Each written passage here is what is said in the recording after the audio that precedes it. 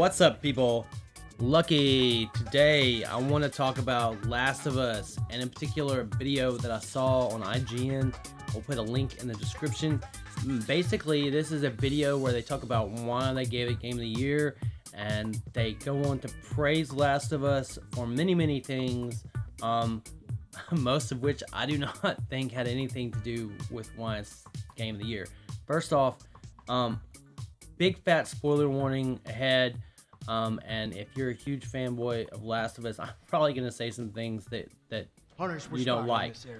Stay alert. From the get-go, let me first say that I love this game. I think it's a fantastic game. I think it's got an absolutely amazeballs multiplayer. Absolutely, totally dig the multiplayer. And I love the story. Did it deserve Game of the Year? Yes. Finished. It probably did. I can't think of another title that basically did everything as well as it did. It was polished from start to finish. It made very few mistakes. So yeah, I think it did deserve Game of the Year. But so what's my point? My point is that it is probably not all that in a bag of chips with a Twizzler and a Coke on a day playing hooky with Ferris fucking Bueller, like a lot of people claim that it is. It is a good game. It is a great game, but it is not the end-all be-all. The story is not it's not groundbreaking. It is not the best of all stories.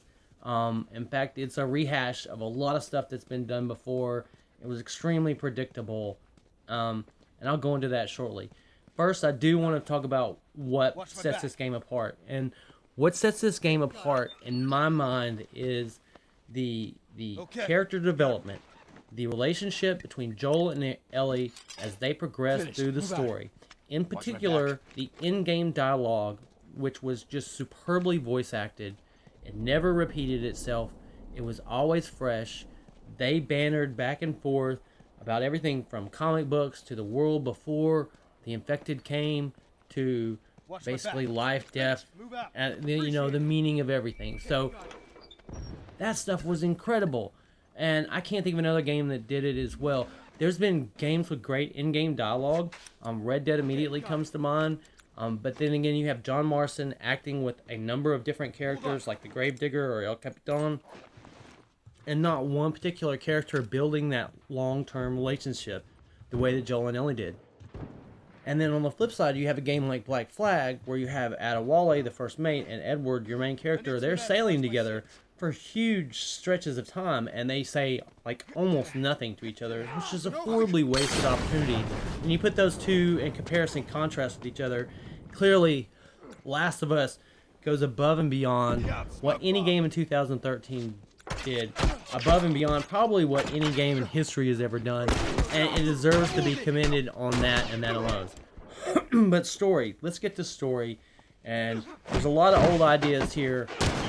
Naughty Dog did make it so that they presented them in a fresh way, and let's be honest, everybody uses everybody's ideas these days. I mean, there's not really any new ideas in Hollywood and so on and so forth, so that's okay. And they did. They pulled all these influences, but let's take a look first, okay? His kid was going to die early on in the first sequences, and then you knew Tess was going to die, like, at the beginning of the journey.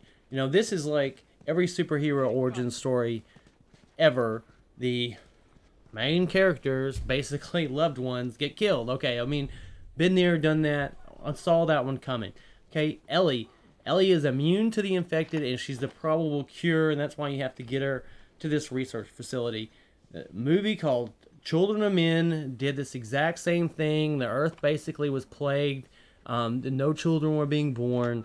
Clive Owen is tasked with taking this girl to a research facility from Africa, and turns out that she's the first person who's been pregnant in years and years, and she's the probable cure to what's ailing humanity. Been there, done that. But let's look at the post-apocalyptic world, per se. You have hunters, you have paramilitary groups, and so on and so forth.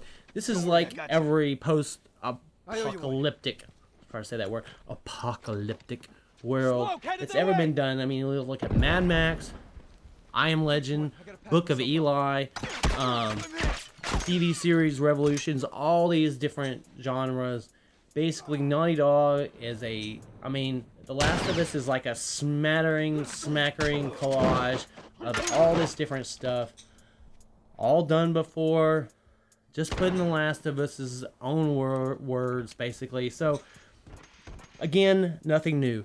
You know, Henry and Sam, when they first met Henry and Sam, I knew immediately, oh my god, one of them's going to get bit and turn into a zombie, and then it's going to lead to a tense confrontation, which, duh. Every fucking zombie movie ever has got this exact same scenario play out.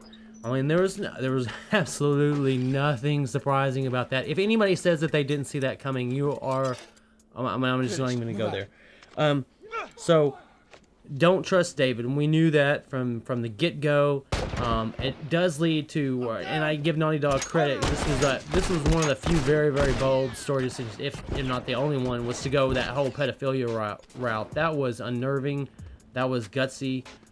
That was disturbing, really. And so I give him credit where credit's due on that one. And then you have that whole tense confrontation, and again an idea where they take a theme. Because at the end, she escapes in the snow and the blizzard, and David's gone crazy, and he's hunting her. Very, very Stanley Kubrick's The Shining. Very, very much like that, the end sequence there. And you can definitely see the influence there, but again, it's presented in a fresh way, so it's not totally obnoxious. So, and last, one I really want to talk about was this notion that it was a bold story decision, basically, to have Joel save Ellie from the Fireflies and not let them, you know, use her as a lab rat. Well, okay, this is not a fucking bold story decision at all. A bold story decision is when they decided to kill John Marston at the end of Red Dead Redemption. It served the story, it fit the character, but it sucked. It was bold for them to do that. I mean, audience could easily backlash on them for it, and some people did, but this was not, there was nothing bold about this. This was the obvious story choice. Anybody who says different, there's not a parent on the planet who is going to hand their kids over to a whack job to be cut open in the garage. I mean, and that's what we're talking about here. I mean, no one is going to hand their own kid over to be cut open in a freaking garage. I mean, this was a doctor working in basically garage-like condition. Yeah, I know it was a hospital, but I mean, come on. I mean, it had minimal electricity, minimal sanitary. I mean, these people have failed multiple times, basically, to provide a cure. And it doesn't matter. It doesn't matter. At that point, Joel was a parent. He's going to act like a parent. There's no way he was going to give up his kid again after what happened before. That's absolutely what his character was going to do. It was not a bad guy decision. There's no guarantee that those people were going to find a cure, and there's not a fucking parent on the fucking planet who's going to give up their kid. Fuck the world. Fuck humanity. It's your kid. And people talk about this like this made him a bad guy or was a bold decision. No, it was a freaking safe decision. Totally safe decision. And, you know, 20-somethings, and not to be ageist, but 20-somethings without kids, I can see why they might make that argument, like, oh, we should save the world. It's not true when you have your own kids. This is a no-brainer decision. It's the only choice Naughty Dog had, and I just can't give them credit for being bold there. Man, I'm sorry. That's the only way this thing ends. Plot holes. You drive a truck through some of these plot holes. One, if Ellie's so important to the Fireflies, why the fuck are they giving her to these two dudes? It doesn't matter how good a smuggler Joel is. They have like a platoon of people they are taking across country too. Why not let her go with it? There's no way they're going to give her up if she's that important. I mean, that's plot hole number. This is a huge gaping plot hole. The whole story falls apart on this one thing.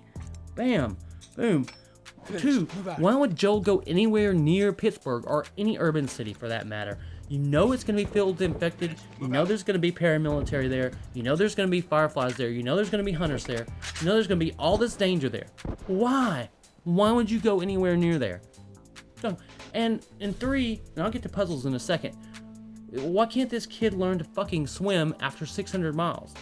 I mean, she can't learn to swim after 600 freaking miles? This kid can't learn to swim? She can shoot a crossbow like a champion, but she can't learn to swim. Okay. Presentation, let's talk about gameplay.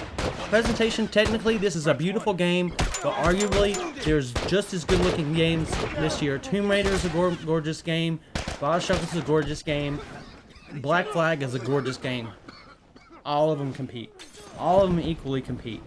And this world, the whole style of it is very much like Book of Eli and a bunch of other apocalyptic movies, I Am Legend, stuff that's been done before. Okay, so there's nothing groundbreaking there. 2, I'm going to talk about shooting and the melee combat and the cover system and basically the whole control mechanism. Now, shooting felt good.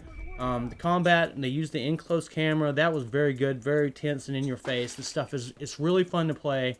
But when I look at like all of it put together and the cover system in particular, I think of Tomb Raider. And Tomb Raider, which came out this year, is by far the standard for the best cover system that's ever been done. It's intelligent, it's smart, it knows when the enemies are nearby, it's intuitive, it doesn't get in your face, it's never intrusive.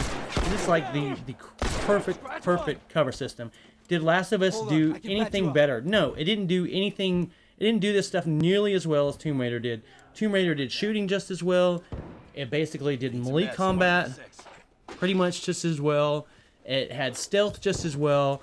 It basically had a far superior cover system. It was much easier to control lore and stuff. So when I look at gameplay and control mechanics, Tomb Raider definitely better than Last of Us as far as what came out this year. Third, and all linear games suffer from this, but far too often I felt like I was being funneled down a path. Like I could feel the walls basically closing in around me. Like I knew that, oh my god, I'm in a video game because I'm not allowed to go in this area. Or I can climb on this truck, but in the next section, I can't climb on this truck. So it kept reminding me way too often that I was in a game where Tomb Raider and Uncharted in particular, Uncharted does a really good job of masking the fact that you're in a funnel. And maybe it's because you're diving down into tombs or just the way that they present the story. But very often, I mean, in this game, I would feel like, particularly like University, you get to these big wide open areas, you think you can kind of like branch out and explore, kind of go your own way to get to the objective, but you can't. There's like all these barricades and stuff, and it just kept reminding me, like, I'm in a fucking game, you know? So, I mean, even that, I don't think Naughty Dog did it as well in Last of Us as they have done in their Uncharted titles, at basically masking this, the linear game. And it didn't do as well as Tomb Raider either. So, and then last but not least is puzzles. These were some of the latter puzzles, it was some of the most uninspired, painful, ugly, crappy puzzles that I have ever played. Maybe not ever, but in like many years played. I mean, it was absolutely, they were horrible. They were really bad. They were a complete waste of time. They weren't clever at all. And I don't know the game would be much better off if you just take them out of that. But see, that's the thing. It's like all these things are out there, but you never hear anybody criticize Last of Us for these things that they would, if other games had puzzles like that, people would criticize it. If other games did some of the things that Last of Us does, they would show up in the criticism. But for some reason, Last of Us doesn't stink, and it's just kind of, let's take it down a notch. I mean, at the end of the day, Last of Us is a great game. I mean, and its multiplayer is fucking amazing. I mean, absolutely fucking amazing. It is the surprise hit of 2013 by a long shot, and if anything deserves to give it Game of the Year, it's because its multiplayer is fantastic and the in-game dialogue is fantastic, and that elevates it above most other games that are out there, and everything else it does well. It does, like, really well. Not phenomenal, but just good, great. It gets like an A, but it gets an A++ in those other two categories. So, that's all. I just kind of wanted to share that with you guys. I still think Last of Us is a great game. I love the story.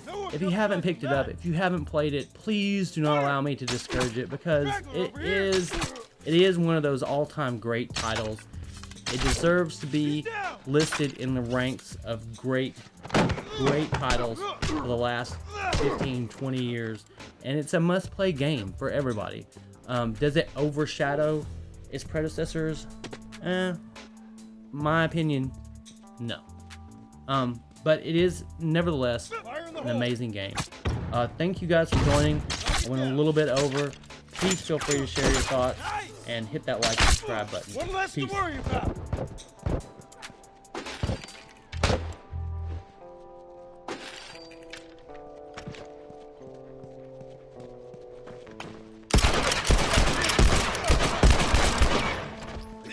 I got you.